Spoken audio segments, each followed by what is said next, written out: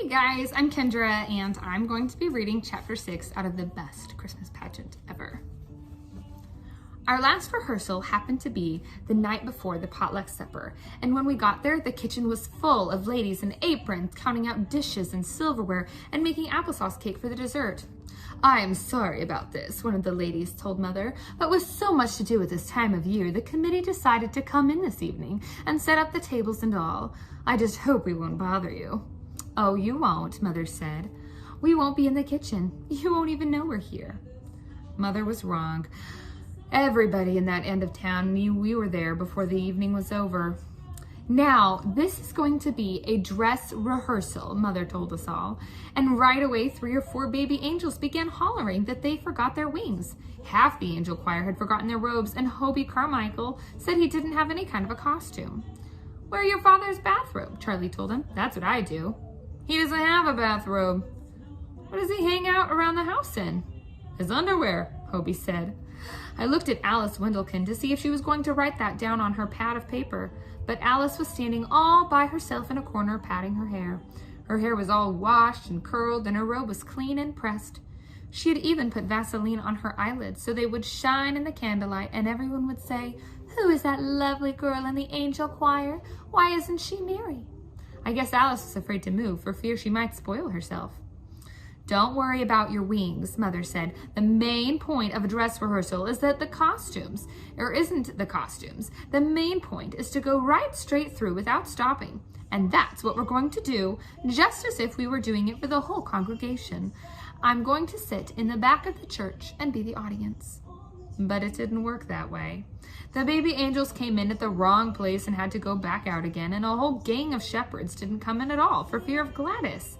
Imogene couldn't find the baby Jesus doll and wrapped up a great big memorial flower urn in the blanket and then dropped it on Ralph's foot. And half the angel choir sang away in the manger while the other half sang "O Little Town of Bethlehem." So we had to start over. A lot. "I've got the baby here," Imogene barked at the wise men. "Don't touch him. I named him Jesus."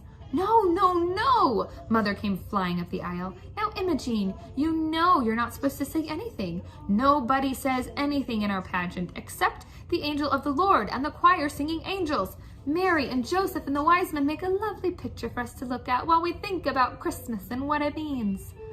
I guess Mother had to say things like that, even though everybody knew it was a big lie. The herdmans didn't look like anything out of the Bible, more like trick or treat. Imogene even had on great big gold earrings and she wouldn't take them off. "Now, Imogene," Mother said, "you know Mary didn't wear earrings." "I have to wear these," Imogene said. "Why is that?" "I got my ears pierced, and if I don't keep something in them, they'll grow together." "Well, they won't grow together in an hour and a half," Mother said. "Nah, but I better keep them in." Imogene pulled on her earrings, which made you shudder. It was like looking at the pictures in National Geographic of natives with their ears stretched all the way to their shoulders. "What did the doctor say about leaving something in them?" Mother said. "What doctor?" "Well, who pierced your ears?" "Gladys," Imogene said. That really made you shudder. The thought of Gladys Herdman piercing ears. I thought she probably used an ice pick, and for the next 6 months I kept watching Imogene to see her ears turn black and fall off. "All right," Mother said, "but we'll try to find something smaller and more appropriate for you to wear in the pageant.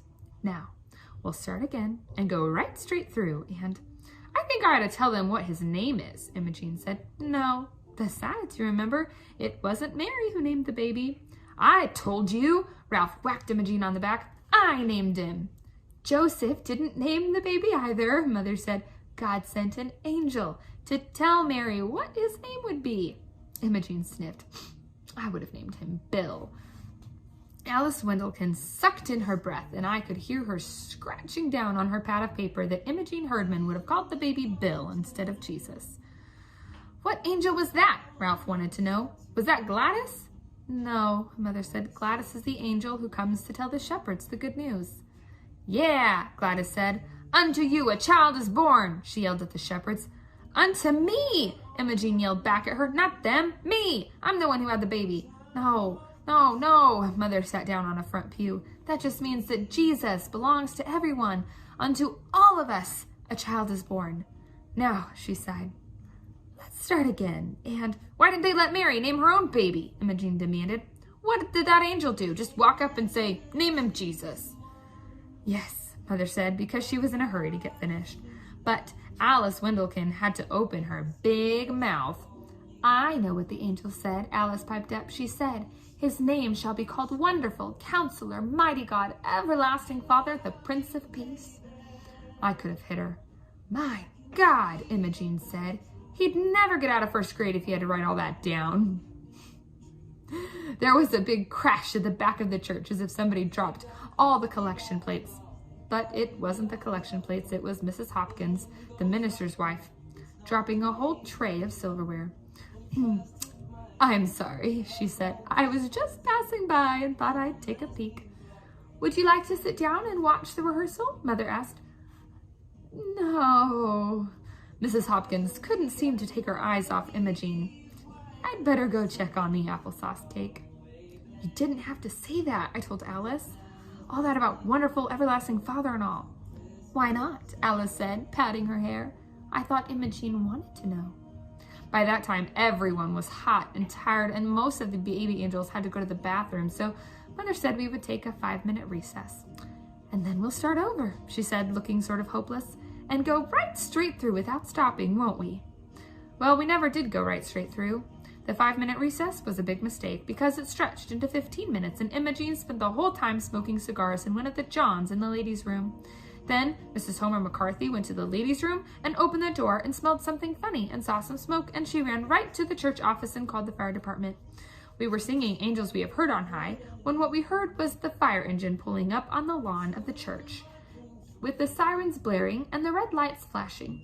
The firemen hurried in and made us all go outside, and they dragged a big hose in the front door and went looking for a fire to put out. The street was full of baby angels crying and shepherds climbing all over the fire truck and firemen and all the ladies on the potluck committee and neighbors who came to see what was going on, and Reverend Hopkins, who ran over from the parsonage in his pajamas and his woolly bathrobe. Nobody knew what had happened, including the herdmans, but I guess they figured that whatever it was, they'd done it, so they left. Why in the world did you call the fire department? Mother asked Mrs. McCarthy when she finally heard the whole story. Because the ladies' room was full of thick smoke. It couldn't have been, Mother said. You just got excited. Didn't you know it was cigar smoke? Mrs. McCarthy stared at her. No, I didn't.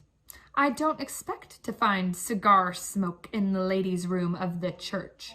She whirled around and marched back to the kitchen. But by the time the kitchen was fuller of smoke than the ladies' room, because while everybody was milling around in the street, all the applesauce cake burned up. Of course, the ladies on the potluck committee were mad about that.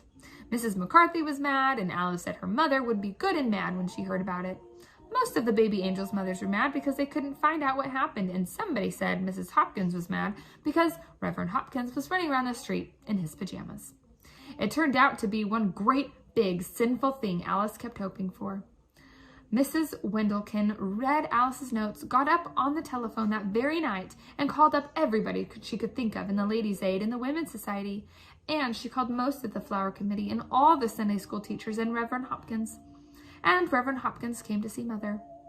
I can't make head or tail of it, he said. Some people say they set fire to the ladies' room. Some people say they set fire to the kitchen. One lady told me that Imogen threw a flower pot at Ralph. Mrs. Wendlekin said all they do is talk about sex and underwear. That was Hobie Carmichael, Mother said, talking about underwear. And they didn't set fire to anything. The only fire was in the kitchen where the potluck committee let their applesauce cake burn up. Well, Reverend Hopkins looked unhappy. The whole church is in an uproar. Do you think we should call off the pageant? Certainly not, Mother said. By that time, she was mad too. Why, it's going to be the best Christmas pageant we've ever had.